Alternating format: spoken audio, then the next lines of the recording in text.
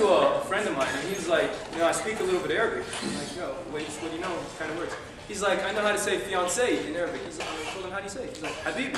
I'm like, no, that's not how you say fiancé in Arabic. Why do you think that? He's like, well, I know a few Arab friends, and when they were engaged, they kept telling each other Habibi. But the second they got married, they stopped all of a sudden. Habibi, as you know, is my love or something in Arabic. So. Man. But I changed my major again to environmental engineering.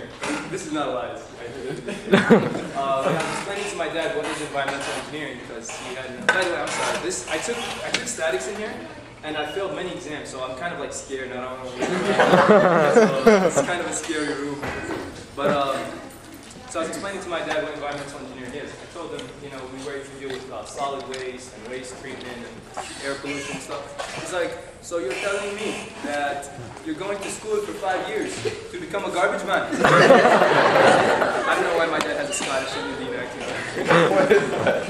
I told him, no, it's environmental engineering where, we're the reason why your garbage, it's not everywhere, and why when you flush the toilet, it goes away somewhere. So one day I was sitting watching TV, and he's like, Ahmed, ta'al. I'm like, nah. He's like, I have an internship for you. I'm like, what's that? He's like, go take out the trash.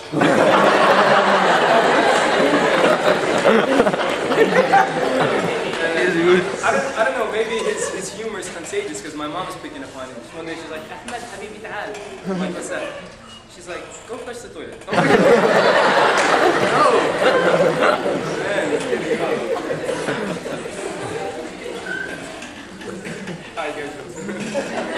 Alright, so I want to admit on a few things that I used to do when I was younger that completely, may Allah forgive me and forgive everybody else. I used to completely ruin my mom's kashua.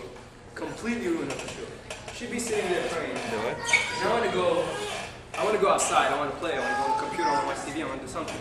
But I don't have the patience to wait. MashaAllah, my mom all of a sudden wants to read the bucket every time. So I'm sitting there waiting and she's like, so I'm sitting there, I'm like, Ma, can I play outside? Obviously, she doesn't reply.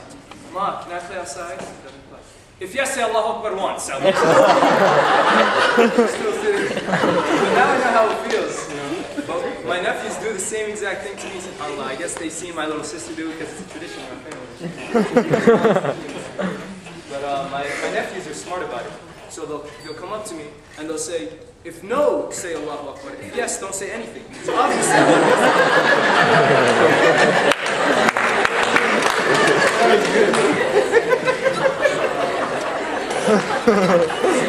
we have any Palestinians here?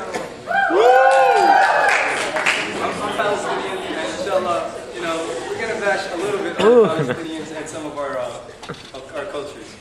We have, as most of you know, Palestinians, mashallah, they call it a mustache the size of like 4 fingers. I don't know what you guys call it, but mustache the size of 4 fingers, pretty much, right? So I was in Palestine last summer, and this didn't really happen, by the way. This. So I was in Palestine last summer, and they took away my papers for being Palestinian, right? And I'm going at the checkpoint, and they said, no, this is not valid. These papers are not valid. I'm like, why not? He's like, you have to go check with the Palestinian Authority and see what happened. So I take all this time to go check with the Palestinian Authority and everything. And I'm like, these papers are legit. I've had them for all these years. He's like, Akhi, where's your mustache?